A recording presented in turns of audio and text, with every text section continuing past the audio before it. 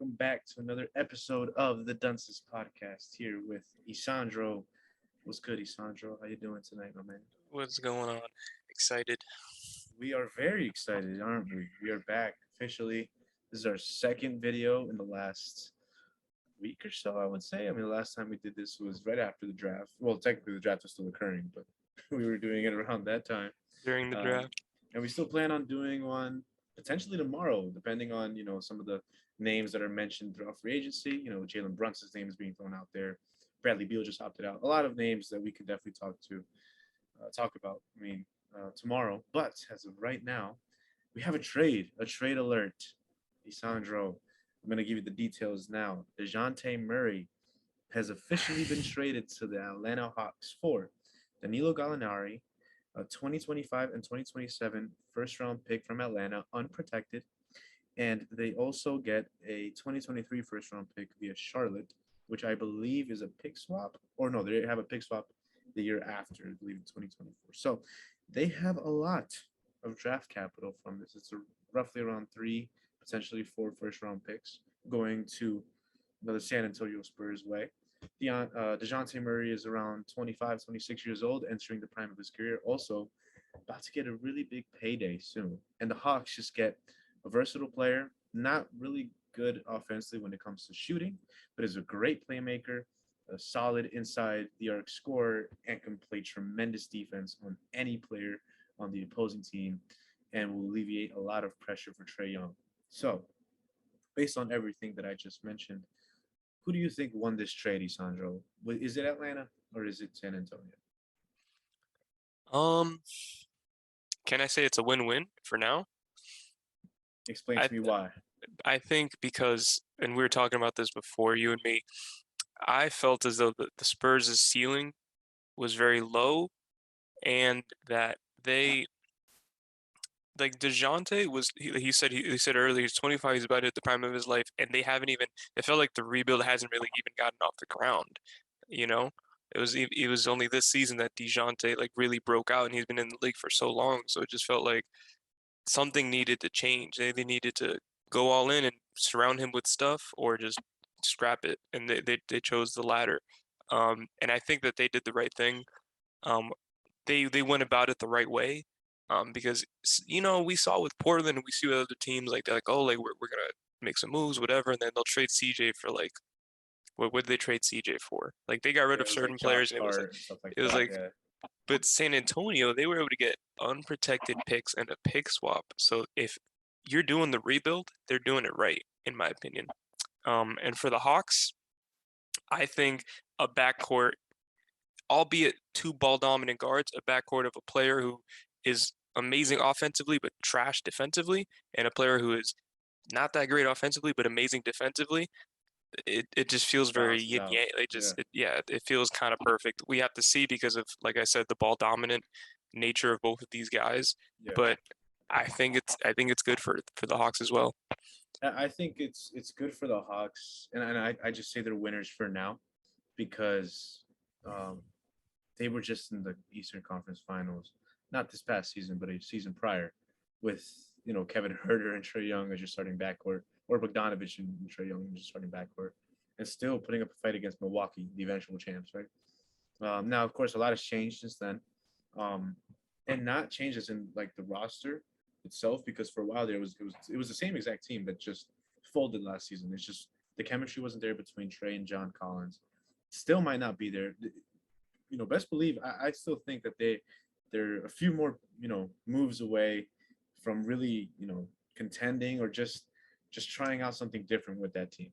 Now, as for the Dejounte Murray Nate McMillan pairing, I think that's a great pairing. Nate McMillan is, if you didn't know, he's the head coach of the Atlanta Hawks, and he is one of the best defensive players to ever play the game of basketball back in his Seattle days. So he loves defensive guards, and he's going to use and abuse Dejounte Murray to, guard the opposing team's best player to alleviate that pressure off of Trey. My only concern with this team is what are they going to do next? Is it trade John Collins or do you want to keep him there to be that third best player? Because he already hates being the second option, right? I mean, you can tell he's not happy, at least being a second option with Trey.